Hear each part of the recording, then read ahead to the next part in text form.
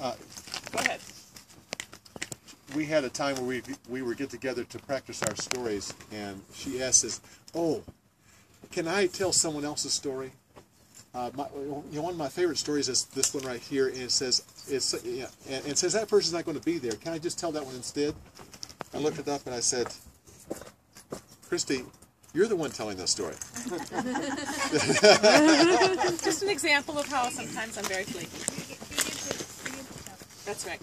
Jehoshaphat was a good king. He ruled for many years, and he improved the legal system and the education system, and he just did a lot of good things for Israel. And he was much loved by his people. Well, as you heard, these three countries decided to come together and go attack, and they moved their armies up, and they came into this area, and when word got to Jehoshaphat and he saw the numbers, he realized there's no way we can fight these people, and he was afraid. So he sent out word to his people and said, we need to fast and pray. We've got trouble. And the people loved their king.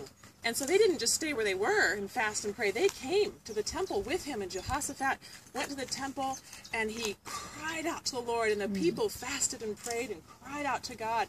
Said, God, you brought us out of Egypt. You have taken care of us.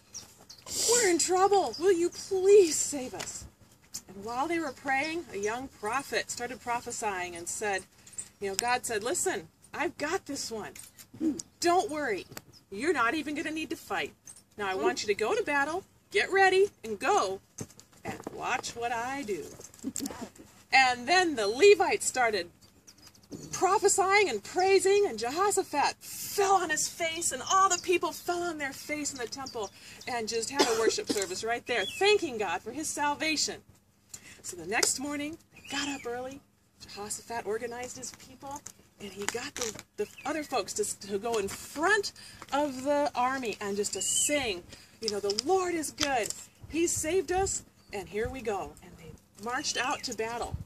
Well, the armies heard this singing and commotion, and they got all confused, and two of them ganged up on the third one and slaughtered them, and then they turned on each other and killed all themselves. And watching this.